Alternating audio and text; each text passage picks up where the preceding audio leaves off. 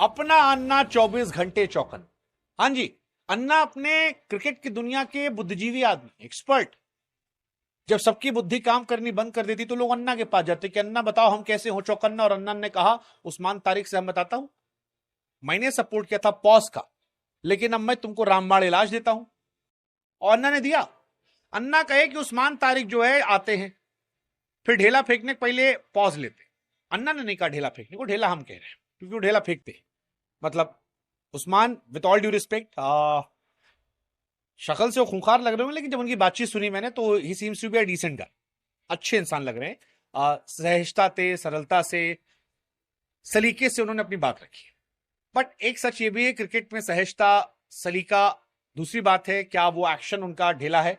सो बीच बीच में तो है, बीच बीच में उनका एक्शन है वो केदार जाधव वाला है, लेकिन बीच बीच में जो वो पॉज करके और फिर ये करते हैं वो ढेले पे आता है और उस पर निगाहें सबकी है।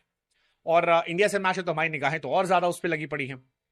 और फिलहाल कहानी यही है कि अन्ना ने चौकन्ना करते हुए एक लाइन बताई कि भैया देखो, बल्लेबाज जो है अगर हट जाए तो खेला हो जाए। हाँ, मतलब जब वो आए और पॉज ले तो बल्लेबाज हट जाए, कि हमको पता ही नहीं कि अब गेंद फेंकने वाले, हमको लगा रुकने वाले हैं, और फिर अंपायर का टेंशन हो जाएगा। और अगर कोई बल्लेबाज 2 बार हट गया जब ये बॉल फेंकने आए तो प्रेशर इन पे आ जाए। और ये लॉजिकल भी है, क्योंकि भाई पूरा आता है और फिर पॉज लेता है, रुक जाता है, हु, और फिर हु, तो हु से हु पे तुम भी कह दो हु, हमको नहीं पता, हटो, जाने दो। लोगों ने कहा यार अन्ना बटलर को ऐसे ही खाए थे मैनकेट पे, और अन्ना क्रिकेट के रूल से पीएचडी किए हैं।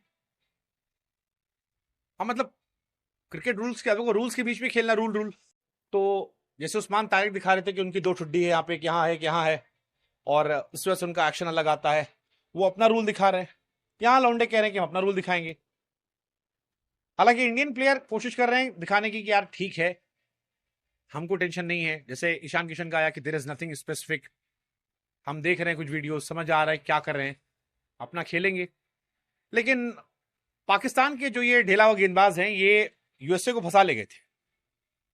हालांकि बाबर आजम, फरहान, सलमान आगा इनको बैक कर रहे हैं कि ये बढ़िया है, मिस्ट्री वेपन है वर्ल्ड कप गेम के लिए। बट इंडिया वाले मैच में इन पर निगाहें बहुत रहने वाली, बहुत बहुत बहुत रहने वाली, इसको लेकर बवाल बहुत कटने वाले।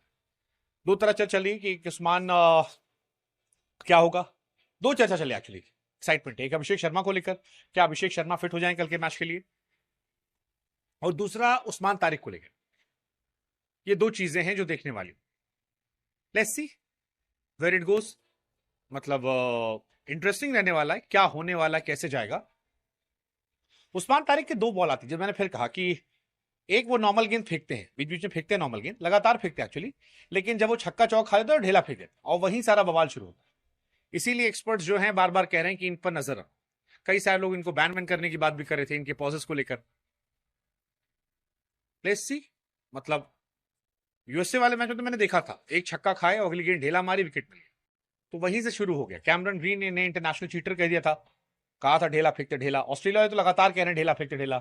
एक आपको याद होगा टिम डेविड का भी कमेंट आया था कि भाई ऐसा लगता है 5 साल में गेंद फेंकेगा, रुक के फेंकता है फिर ढेला फेंक देता है। सो ऑस्ट्रेलिया वाले टॉन्ट मार रहे हैं। अब क्वेश्चन ये है कि ऑस्ट्रेलिया के टॉन्ट के साथ साथ क्या कहानी चल रही है आगे। आप बताओ, अश्विन नंदन ने जो करना किया उससे कुछ काम बनेगा?